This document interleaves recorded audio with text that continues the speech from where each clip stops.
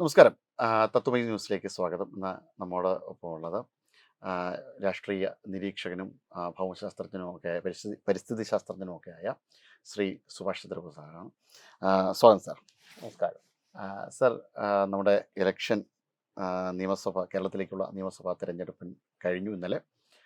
വളരെ നല്ല voting percentage ആണ് ഉണ്ടായത്. പലരും ഈ വോട്ടിംഗ് പെർസെൻറ്റേജിൻ്റെ ഈ വളരെ നിർണായകമായ, കാരണം 87-ന് ശേഷമാണ് ഇത്ര വലിയ രീതിയിലുള്ള ഒരു വോട്ടിംഗ് പെർസെൻറ്റേജ് ഉണ്ടാകുന്നത്. 80.2% വോട്ടിംഗ് ആണ് നടന്നിരിക്കുന്നതെന്നാണ് പറയപ്പെടുന്നത്.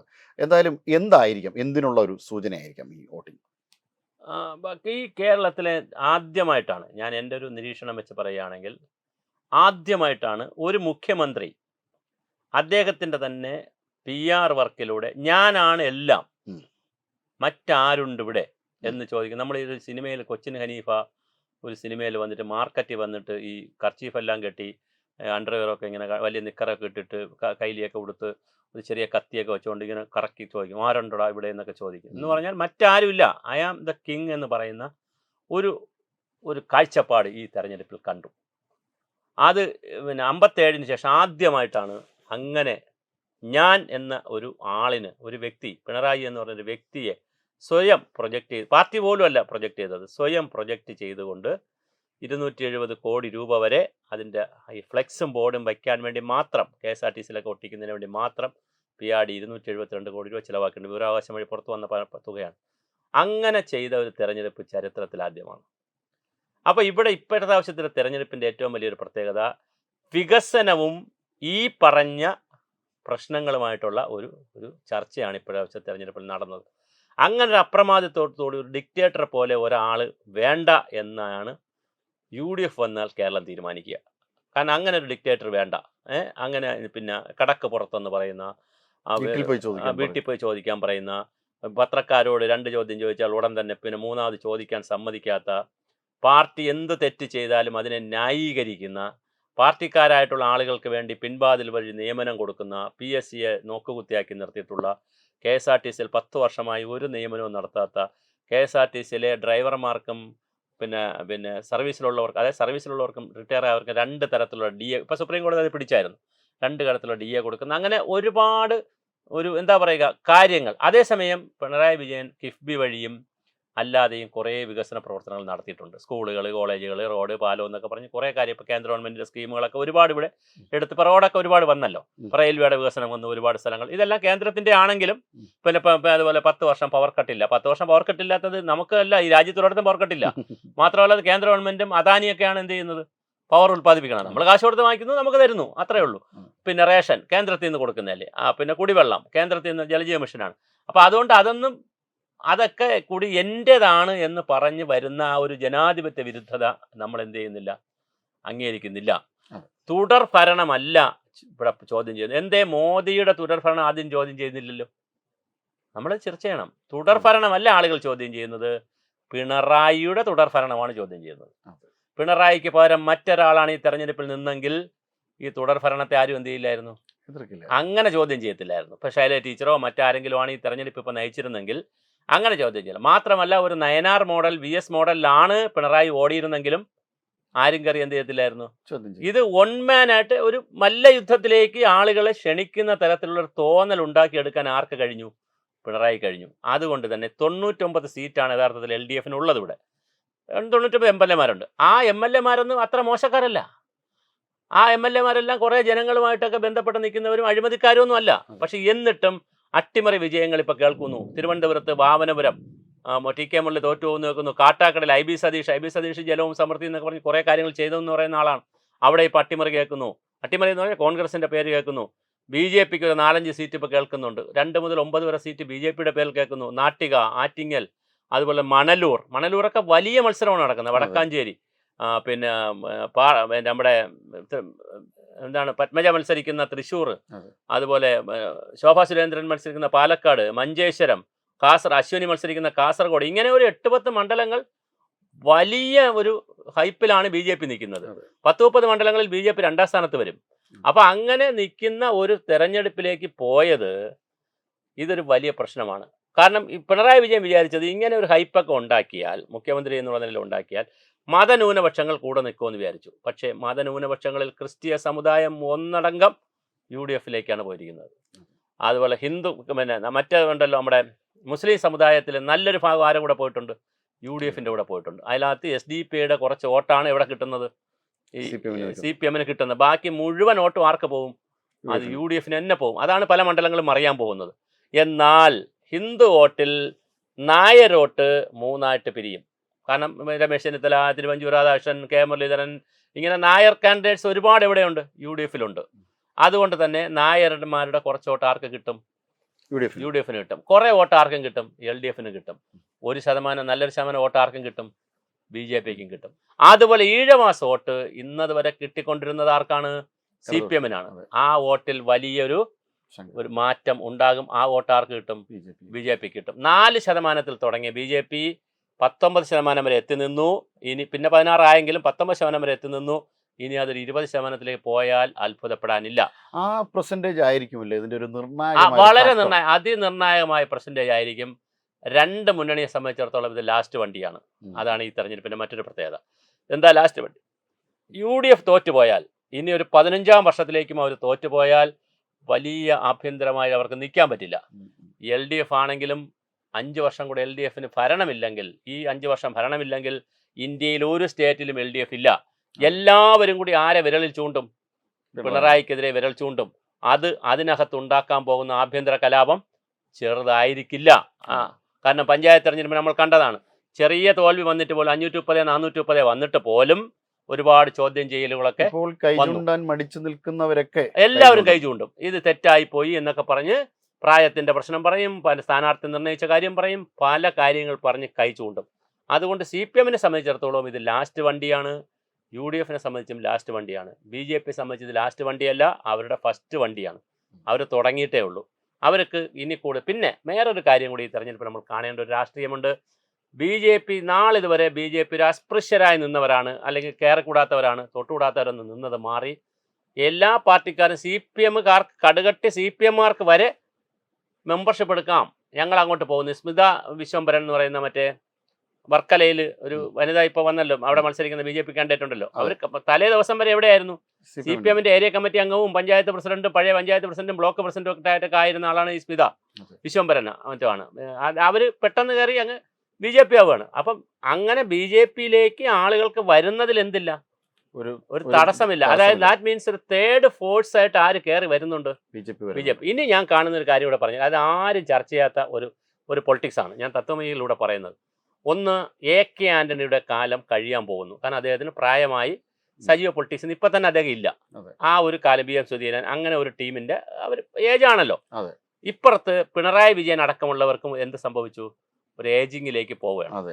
അങ്ങനെ ഒരു തലമുറ അങ്ങ് കഴിഞ്ഞാൽ എന്ന് പറഞ്ഞാൽ അടുത്തൊരു 10 വർഷം കൂടെയൊക്കെ കഴിഞ്ഞാൽ ഈ പണ്ട് വാരിക്കുന്തം പിടിച്ച കാര്യവും പുന്നപ്രയിലെയും വയലാറുടെ കഥയ്ക്കൊന്നും ഒരു സ്കോപ്പും ഇല്ല. അതൊന്നും ആരും എന്ത് ചെയ്യും? ന്യൂജനൊന്നും ഇപ്പോഴത്തെ 25 വയസ്സായ പിള്ളേരോട് പണ്ട് ഞങ്ങൾ വാരിക്കുന്തം പിടിച്ച കഥ പറഞ്ഞിട്ട് വല്ല കാര്യമുണ്ടോ? ഒരു മനുഷ്യനും അത് ശ്രദ്ധിക്കുന്നില്ല. വികസനമാണ് വേണ്ടത്. മോഡേൺ AI ആര് നോക്കും? IT ആര് നോക്കും? നമുക്കാര് തൊഴിൽ തരും? നല്ല ഇൻഫ്രാസ്ട്രക്ചർ കൊണ്ടുവരുന്ന ആരാണ്?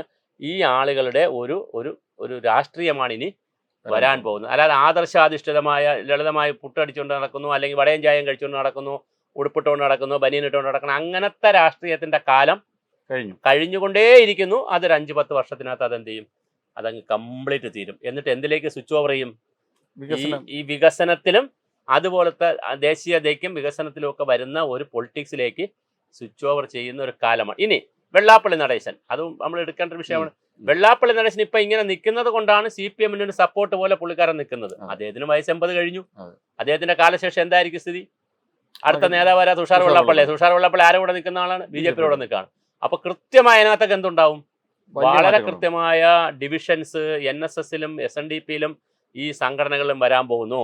കേരള കോൺഗ്രസിൽ വരാൻ പോകുന്നു. എനിക്ക് തോന്നുന്നു SNDPയുടെ ഒരു പങ്കാളിത്തം, കേരളത്തിൽ ഏറ്റവും കൂടുതൽ പെർസെൻറ്റേജ് ഉള്ള ഒരു ജാതി വിഭാഗം എന്ന നിലയിൽ ഈഴവരുടെ ഒരു പങ്കാളിത്തം, BJPയിലേക്കുള്ള ഒരു പോക്ക്, നേരത്തെ ഇടതുപക്ഷത്തിൽ സാറ് പറഞ്ഞ വളരെ വാലിഡ് ആയിരുന്നു, വളരെ പ്രാധാന്യമുള്ള ഒരു പോയിന്റാണ്. വളരെ അധികം CPMന്റെ ഒരു വലിയ വോട്ട് ബേസ് ആയിരുന്ന ഈഴവ വോട്ട് ബേസ് അത് BJPയിലേക്ക് പോകുന്നു എന്നുള്ളതാണ്.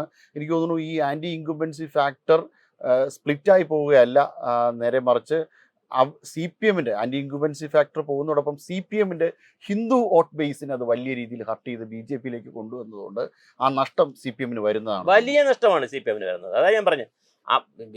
സാധാരണത്തിൽ ഈ ഇൻകുബൻസി ഫാക്ടർ ഒരു വേറൊരു ദിശയിൽ തുല്യമായി സെപ്പറേറ്റ് ചെയ്ത് പോയി കഴിഞ്ഞാൽ UDF-നെ ഹർട്ട് ചെയ്യുമായിരുന്നു. പക്ഷേ നേരെ മറിച്ച് ഈ ഹിന്ദു വോട്ട് ബാങ്കിൽ ഈഴവ വോട്ട് ബാങ്ക് നേരിട്ട് BJP-യിലേക്ക് പോകുമ്പോൾ അത് ഇടതുപക്ഷത്തിനെ ആയിരിക്കും. വലിയ കാരണം ഇടതുപക്ഷത്തിന്റെ പരമ്പരാഗത വോട്ട് ബാങ്ക് ആരാണ്? പട്ടികജാതി പട്ടികവർഗം, ആദിവാസി ദളിത് വിഭാഗം, പിന്നെ ഈഴവാസ്, ഇത്രയാണ്. പിന്നെ കുറച്ച് നായേഴ്സും ഉണ്ടായിരുന്നു. പക്ഷേ പിന്നെ പറ്റിച്ചെടുക്കുന്ന മുസ്ലിങ്ങളുണ്ട്. ഇടയ്ക്കിടയ്ക്ക് മുസ്ലിങ്ങളെ ഞങ്ങളാണ് രക്ഷകരെന്ന് പറഞ്ഞ് പറ്റിച്ച് കുറെ വോട്ട് മുസ്ലിങ്ങളുണ്ട്. പക്ഷേ ഇപ്പം മുസ്ലിങ്ങൾ എന്ത് ചെയ്യാൻ പറ്റത്തില്ല, പറ്റിക്കാൻ പറ്റത്തില്ല. അവർ N ബ്ലോക്ക് ആരോടെ നിൽക്കുകയാണ്? UDF-ന്റെ കൂടെ. അവർ വേറെ കണ്ണടച്ചങ്ങ് UDF-ന്റെ കൂടെ നിൽക്കുകയാണ്. വേറെ ന്യായമൊന്നുമില്ല. അവർ ലീഗൊക്കെ ഒട്ടുപോലെ ജയിക്കും. അവിടെ വലിയ വോട്ടിനായിരിക്കും ജയിക്കാൻ പോണത്. അപ്പോൾ അങ്ങനെ വരുമ്പോൾ എന്ത് സംഭവിച്ചു? ഞാൻ ഈ പറഞ്ഞ പോലെ ഹിന്ദു വോട്ടാണ് 56% വരുന്ന, അല്ലെങ്കിൽ 58% വരുന്ന ഹിന്ദു വോട്ടാണ് മുറിയുന്നത്. ഹിന്ദു വോട്ട് മുറിയുമ്പോൾ എന്താ സംഭവിക്കുന്നത്? ദളിത് ആദിവാസികളൊന്നും ഇപ്പോൾ ആരുടെ കൂടെ ഇല്ല, CPM-ന്റെ കൂടെ ഇല്ല. പിന്നെ ആകപ്പാടെ ഉള്ളതാരാണ്? ഈഴവാസാണ് ഉള്ളത്. ആ ഈഴവരുടെ ഇടയിൽ കലാപം ഉണ്ടാവുന്നതനുസരിച്ച്, അത് ഞാൻ പറഞ്ഞു, വെള്ളാപ്പള്ളിയുടെ കാലം കൂടെ കഴിഞ്ഞാൽ നിർബന്ധമായി അതിനകത്ത് കലാപം ഉണ്ടാവും. ആ കലാപത്തിന്റെ ഒരു പങ്ക് കൂടുതൽ കിട്ടുന്ന ആർക്കായിരിക്കും? BJP-ക്ക് ആയിരിക്കും. അതുകൊണ്ടാണ് ഞാൻ പറഞ്ഞത് BJP-യുടെ ഫസ്റ്റ് വണ്ടിയാണിത്, മറ്റ് രണ്ടുപേരുടെയും ലാസ്റ്റ് വണ്ടിയാണ്. ഇനി PJ ജോസഫ് സാറിൻ്റെ കാലവും ഏകദേശം സാറിനും പ്രായമൊക്കെ ആയിരിക്കുകയാണല്ലോ. അപ്പം ഞാൻ എല്ലാവരുടെയും ഒരു 80 പ്രായത്തിൻ്റെ കാര്യം പറയണം. ആ കേരള ഈ പറയുന്ന ഷോൺ ജോർജ്, പിന്നെ PC ജോർജ്, ആ തലമല്ലാതെ ക്രിസ്തീയ തലത്തിൽ വളരെ കൃത്യമായി ഒരു സ്പ്ലിറ്റ് ഉണ്ടാക്കാൻ BJP കഴിയും. പക്ഷേ ഇപ്പോഴത്തെ സ്ട്രാറ്റജി കൊണ്ട് പറ്റുന്നില്ല എന്നുള്ളതാണ്. അതവർക്ക് കഴിയും. അതും കൂടി കഴിഞ്ഞാൽ വീണ്ടും കഥ എന്ത് ചെയ്യും? മാറും. കഥ വീണ്ടും മാറും. പിന്നെ നായർ കമ്മ്യൂണിറ്റിയിൽ ഇപ്പോൾ തന്നെ ആൾറെഡി നല്ലൊരു വിഭാഗത്തിൽ ഒരു നല്ല സ്പ്ലിറ്റ് ഉണ്ടാക്കാനും അതിലൊരു വിഭാഗത്തിന് BJP-യോട് നിർത്താൻ കഴിഞ്ഞിട്ടുണ്ട്. അപ്പോൾ ഇതൊക്കെ കൂടെ വരികയാണെങ്കിൽ പലപ്പോഴും എന്ത് സംഭവിക്കും? ഈ രാഷ്ട്രീയ മുന്നണികളിൽ എന്തുണ്ടാവും എന്നാണ് എൻ്റെ നിരീക്ഷണം. മാറ്റം ഉണ്ടാവും. രാഷ്ട്രീയ പാർട്ടികളിൽ BJP-ക്ക് കൂടുന്നുണ്ടല്ലോ. കൂടുന്നുണ്ട്. വോട്ട് കൂടുന്നുണ്ട്. മറ്റേ മുകളിലുള്ളവരുടെ എണ്ണമല്ല ഞാൻ ഈ പറയുന്നത്. വോട്ട് കൂടുന്നുണ്ട്. അപ്പോൾ ആ വോട്ട് കൂടുന്നത് ഇപ്പം സ്ഥാനാർത്ഥികളുടെ എണ്ണം കൂടുന്നു, വോട്ട് കൂടുന്നു. പഞ്ചായത്തിലൊക്കെ ഒത്തിരി പേര് മത്സരിച്ചല്ലോ. അപ്പോൾ അതുകൊണ്ട് സ്വാഭാവികം. പിന്നെ BJP-ക്കുള്ള ഒരു പരിമിതി, അതും കൂടെ ഞാൻ പറഞ്ഞുതരാം. അതും ആരും ചർച്ച ചെയ്യാത്തതാണ്. ഞാൻ നോക്കിയപ്പോൾ രാജീവ് ചന്ദ്രശേഖർ വന്നു. എന്തുകൊണ്ട് രാജീവ് ചന്ദ്രശേഖർ റബ്ബർ കർഷകരുടെ വിഷയം ഏറ്റെടുക്കേണ്ടതായിരുന്നു? തീരദേശത്തെ വിഷയം ഏറ്റെടുക്കേണ്ടതായിരുന്നു. കുറച്ച് ഞാൻ പറഞ്ഞ അതുപോരാ. അത് വളരെ സീരിയസ് ആയിട്ടുള്ള വിഷയം. ഉദാഹരണം, ഇപ്പൊ കാസർഗോഡ് നിന്ന് തിരുവനന്തപുരം വരെ പുള്ളിക്ക് വേണമെങ്കിൽ എന്ത് ചെയ്യാമായിരുന്നു? ഒരു നല്ല സതീശൻ നടത്തിയതുപോലുള്ള ഒരു ജാഥ നടത്താമായിരുന്നു. എന്നിട്ട് എല്ലാ ജില്ലകളിലും, ഞാനൊരു കൺസെപ്റ്റാണ് പറയുന്നത്, ഇനിയും ആലോചിക്കാവുന്ന വിഷയമാണ്, എല്ലാ ജില്ലകളിലും കേന്ദ്രമന്ത്രിമാരെ എന്ത് ചെയ്യാമായിരുന്നു? ഓരോ ജില്ലയിലും ഓരോ വിഷയം. ഒരു ജില്ലയിൽ ഇപ്പം ഇടുക്കിയിൽ പിന്നെ മലയോര കർഷകരുടെ പ്രശ്നമാണെങ്കിൽ റബ്ബറാണ് കോട്ടയത്തെങ്കിൽ, കയർ കൈത്തറി കശുവണ്ടി പോലുള്ള സാധനമാണ് ഒരു സ്ഥലത്തെങ്കിൽ, ഇപ്പൊ കൊല്ലത്തൊക്കെ കശുവണ്ടി തൊഴിലാളികളുടെ വിഷയങ്ങളൊക്കെ അഡ്രസ്സ് ചെയ്യുന്നവർക്ക് വലിയ വോട്ട് കിട്ടും.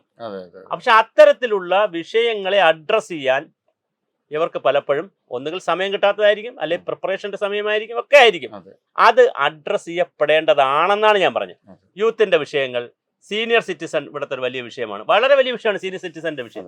അപ്പൊ ഇത്തരത്തിലുള്ള സെഗ്മെന്റ് ഓറിയന്റഡ് ആയിട്ടുള്ള, കാരണം എന്താണ്, CPM-ന്റെയൊക്കെ വോട്ട് ബാങ്ക് എന്താണ്? ഈ സെഗ്മെന്റ് ഓറിയന്റഡ് ആയിട്ടുള്ള തൊഴിലാളികളെയും വിദ്യാർത്ഥികളെയും ഇവരെയൊക്കെ അവർ സംഘടിപ്പിച്ച് വെച്ചിട്ടുണ്ട് ഓരോ രൂപത്തിൽ. അതെല്ലാം അവരുടെ വോട്ട് ബാങ്കാണ്. അത് പൊളിക്കുക എന്ന് പറഞ്ഞാൽ ഇപ്പുറത്തെ മറ്റൊരു പണിയും കൂടി ആര് ചെയ്യേണ്ടി വരും? ഈ ഒരു BJP ചെയ്യേണ്ടി വരും. അതും നടക്കുമെന്നാണ് ഞാൻ കാണുന്നതാണ്. അപ്പൊ അതും വരാൻ സാധ്യതയുണ്ട്. ഈ ജാതി സമവാക്യങ്ങളിലും മാറ്റം വരാൻ സാധ്യതയുണ്ട്. പിന്നെ വരുന്നത് മുസ്ലിം കമ്മ്യൂണിറ്റി മാത്രമാണ്. അത് മുസ്ലിം കമ്മ്യൂണിറ്റിനകത്ത് പറയുന്ന പോലെ അതിനകത്തും ഈ ഒരുപാട് ആളുകൾ ഇപ്പൊ ഈ അബ്ദുള്ള കുട്ടിയെ പോലുള്ള ആളുകളൊക്കെ വന്നു തുടങ്ങിയിട്ടുണ്ട്. പക്ഷെ അതും കശ്മീരിലെ ഒരുപാട് ആളുകൾ മുസ്ലിങ്ങൾ ഇപ്പൊ UP-യിലൊക്കെ ധാരാളം ആളുകൾ നമ്മുടെ PDP-യോട് ചേർന്ന് ഭരിക്കുകയാണല്ലോ. അപ്പൊ അതുകൊണ്ട് അത് ഭരിച്ചിട്ടുണ്ട്. അപ്പൊ അതുകൊണ്ട് അത് ഒരു പ്രശ്നമല്ല. അതുകൊണ്ട് കേരളത്തിൽ ഞാൻ വീണ്ടും പറഞ്ഞ് അവസാനിപ്പിക്കുന്നതാണ്, BJP-ക്ക് വിശാലമായൊരു സ്കോപ്പുണ്ട്. പക്ഷെ BJP-ക്കുള്ള വേറൊരു പരിമിതി, ഞാൻ കണ്ടിട്ടുള്ളൊരു പരിമിതി, കോൺഗ്രസ് എന്ന് പറഞ്ഞാൽ നമ്മൾ എന്തെല്ലാം പറഞ്ഞാലും ഇലക്ഷൻ ആകുമ്പോൾ അവരെന്ത് സംഭവിക്കും? ഒന്നിച്ചങ്ങ് ചാടും. ഗ്രൂപ്പും അടിയൊക്കെ ഉണ്ടെങ്കിലും ഒന്നിച്ച് ചാടും. CPM-നെ സംബന്ധിച്ച് അങ്ങനെയല്ല, അവരുടെ കേഡർ പാർട്ടിയാണ്.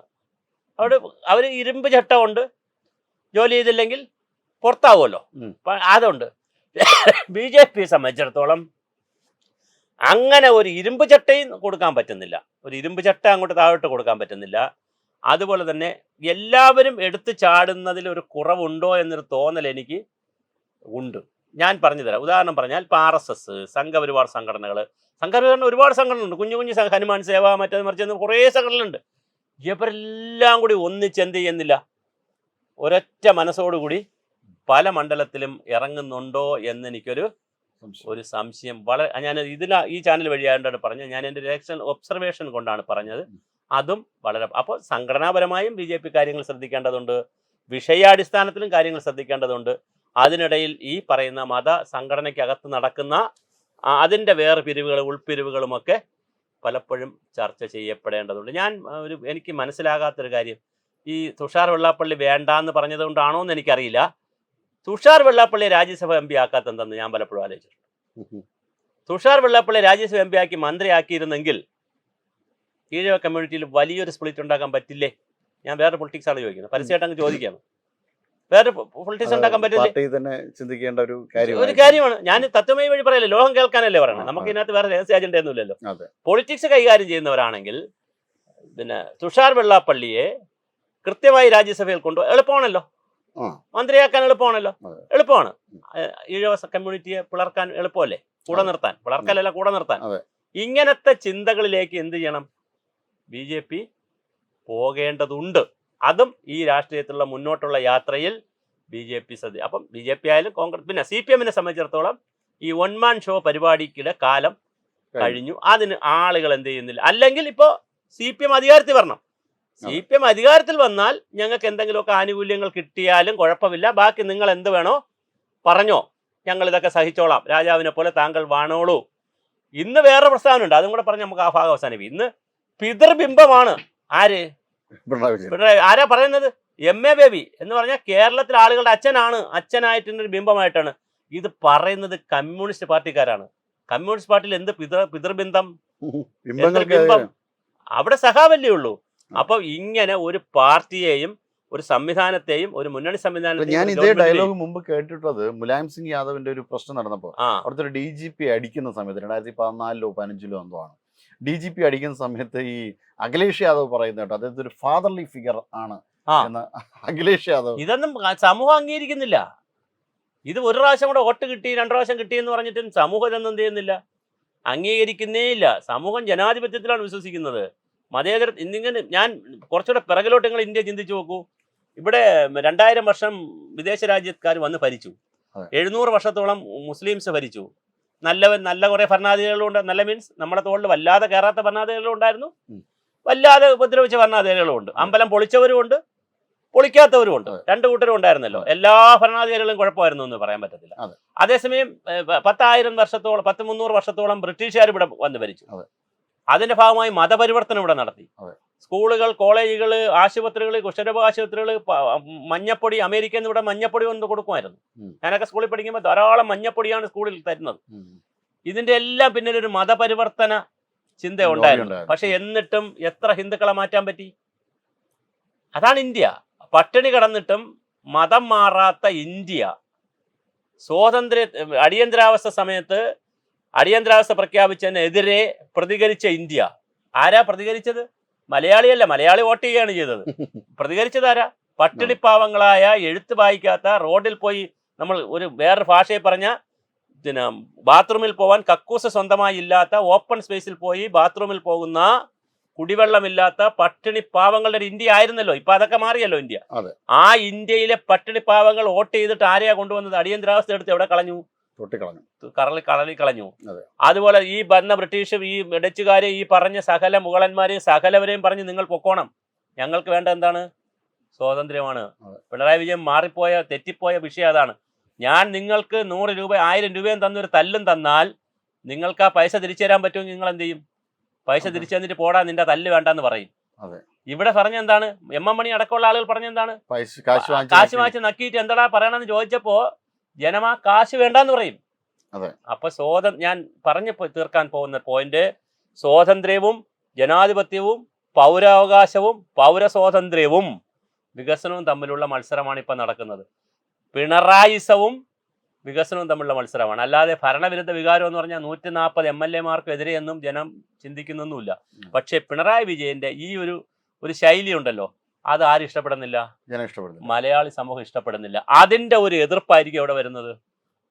ഈ തെരഞ്ഞെടുപ്പിൽ UDF ജയിക്കുകയാണെങ്കിൽ ഇനി ഒരു 85 സീറ്റിന് മുകളിൽ 90 സീറ്റ് നമ്മുടെ ഇവർ പിടിച്ചാൽ, UDF പിടിക്കുകയും ഒരു 4-5 സീറ്റ് BJP പിടിക്കുകയും ചെയ്താൽ ഒരു വലിയ ഡിക്റ്റേറ്ററുടെ അന്ത്യവും പതനവുമാണ് നമ്മൾ സംഭവിക്കാൻ പോണത്. VS അച്യുതാനന്ദൻ അവസാന നാളുകളിൽ അദ്ദേഹം മുഖ്യമന്ത്രി അല്ല, നമ്മളത് മനസ്സിലാക്കുക. എന്നിട്ട് മരിച്ച VS അച്യുതാനന്ദന് സമൂഹത്തിന്റെ മനസ്സിൽ ഇപ്പോഴും എന്തുണ്ട്? ഒരു സ്ഥാനമുണ്ട്. VS അച്യുതാനന്ദൻ പറഞ്ഞ ഒരു വാക്ക് വളരെ പ്രസക്തമാണെന്ന് എനിക്ക് തോന്നുന്നു. ആ സമയത്ത് അതായത് പാർട്ടി സമ്മേളനത്തിനിടയിൽ അദ്ദേഹം പറഞ്ഞു, അദ്ദേഹം ഈ തിരമാലയുടെ കഥയൊക്കെ പിണറായി വിജയൻ പറഞ്ഞപ്പോൾ തിരിച്ച് VS അടിച്ചൊരു കാര്യമുണ്ട്, ഗോർബച്ചേവിൻ്റെ ഒരു കാര്യം പറഞ്ഞിട്ട്. ആ കടലിൽ ചിലപ്പോൾ ഒരു ബക്കറ്റ് വെള്ളം പോലും ഉണ്ടാകില്ല, ആ ഗോർബച്ചേവുമാർ ഭരിക്കുന്നിടത്ത് അത്തരത്തിലുള്ള ഒരു വെള്ളം പോലും ഉണ്ടാകില്ല. ഈ USSRന്റെ കഥയെ ചൂണ്ടിക്കാണിച്ച്, USSRന്റെ ഒരു അനുഭവത്തെ ചൂണ്ടിക്കാണിച്ചുകൊണ്ട് അദ്ദേഹം പറയുകയുണ്ടായി. അത്തരത്തിലൊരു അവസാനത്തെ കമ്മ്യൂണിസ്റ്റ് ഭരണാധികാരി ഒറ്റ പോയിന്റിലൂടെ പറഞ്ഞ് നമുക്ക് അവസാനിപ്പിക്കാം. സ്റ്റാലിൻ ഒരു ദിവസം ഒരു കോഴിയെ കൊണ്ടുവന്നു പാർലമെന്റിൽ. എന്നിട്ട് എല്ലാവരും നിൽക്കുമ്പോൾ, അംഗങ്ങൾ നിൽക്കുമ്പോൾ കോഴിയുടെ ഓരോ പൂടയായിട്ട് എടുത്ത് കളഞ്ഞു. കോഴി ഇങ്ങനെ ജീവൻ പ്രളയ കിടന്ന് പിടക്കുകയാണ്. അവസാനം എല്ലാ പൂടയും എടുത്തു കഴിയുമ്പോൾ അപ്പോഴും ചാവില്ലല്ലോ, കഴുത്ത് പിടിച്ചാലേ ശ്വാസം മുട്ടിയാലേ ചാവുള്ളൂ. എല്ലാ പൂടയും കഴിഞ്ഞ് രക്തവും പൊടിഞ്ഞ് നിൽക്കുന്ന കോഴി അവിടെ നിർത്തിയിട്ട് കുറച്ച് ധാന്യമണി ദൂരോട്ട് എറിയും. അപ്പൊ കോഴി ജീവൻ മരണ പോരാട്ടത്തിൽ ആ ധാന്യമണി കഴിക്കും. എന്നിട്ട് അടുത്ത ഒരുപടി ധാന്യമണി തന്റെ കാലിന്റെ അടുത്തിടും. അപ്പൊ അത് കഴിച്ച് തീരുമ്പോൾ ആ കോഴി എവിടെ വരും? ഓടി വന്ന് തൻ്റെ സ്റ്റാലിൻ്റെ കാലിൻ്റെ അടുത്ത് കിടന്ന എന്ത് കഴിച്ചു? അരിമണി കഴിച്ചപ്പോൾ സ്റ്റാലിൻ അട്ടഹസിച്ചുകൊണ്ട് പറഞ്ഞു, കോഴി എടുത്ത് കൊണ്ടുപോകാൻ പറഞ്ഞിട്ട് അട്ടഹസിച്ചുകൊണ്ട് പറഞ്ഞു, കണ്ടോ, ഇതാണ് ജനം, നമുക്ക് എന്ത് പൂട വേണോ പറിക്കാം, എന്ത് സ്വാതന്ത്ര്യം തിരിച്ചെടുക്കാം, അവന് ധാന്യമണി കൊടുത്താൽ മതി എന്ന് പറഞ്ഞു. ആ സ്റ്റാലിനിന്ന് എവിടെ? ആ സോവിയറ്റ് റഷ്യ എവിടെ? ഇത് ചരിത്രമാണ്. നമ്മൾ ചരിത്രത്തെ എന്ത് ചെയ്യരുത്? തമസ്കരിക്കാൻ പാടില്ല. ബന്ധുര കാഞ്ചന കൂട്ടിലാണെങ്കിലും ബന്ധനം തന്നെ പാരിൽ. സ്വാതന്ത്ര്യം അമൃതാണ്. ഇത് പിണറായിക്ക് പറഞ്ഞു കൊടുക്കാൻ ഒരാളില്ലാതെ പോയി എന്നുള്ളതാണ് ഈ കാലത്തിന്റെ ഒരു ദുരന്തം. ആ ദുരന്തം ഒരുപക്ഷെ ജനങ്ങളും കൂടി ഏറ്റെടുക്കുകയാണെങ്കിൽ ആര് തന്നെ വരും? പിണറായി തന്നെ വരും. ആ ദുരന്തം വേണ്ടാന്നാണ് കേരള ജനത തീരുമാനിക്കുകയാണെങ്കിൽ ഇപ്പോൾ ആൾട്ടർനേറ്റീവ് എന്നുള്ള നിലയിൽ ആര് വരും? UDF വരും. BJP വരാൻ കഴിയില്ലല്ലോ. അതേസമയം അതാണ് ഞാൻ വീണ്ടും പറഞ്ഞത്, പക്ഷേ വികസിത കേരളമൊന്നും അല്ല ഇപ്പോഴത്തെ ചർച്ച. ഡിക്റ്റേറ്റർഷിപ്പും അഹങ്കാരവും സ്വജനപക്ഷപാതവും തൻപ്രമാണിത്വവും വികസനവും തമ്മിലുള്ള മത്സരമാണ്. അതിലേത് വേണം, ഏത് ജയിക്കുമോ നമുക്ക് എന്നറിയാം. മെയ് 4-ന് ഈ സമയമൊക്കെ ആകുമ്പോൾ കറക്റ്റ് നമുക്കറിയാൻ പറ്റും. പിണറായിസം വേഴ്സസ് ജനാധിപത്യം അത്തരത്തിലാണ് പോരുണ്ടാകുന്നത്. എന്തായാലും അതിനൊരു വളരെ പോസിറ്റീവായ ഒരു പര്യവസാനം തന്നെ ഉണ്ടാകും എന്ന് പ്രതീക്ഷിക്കാം. നമസ്കാരം.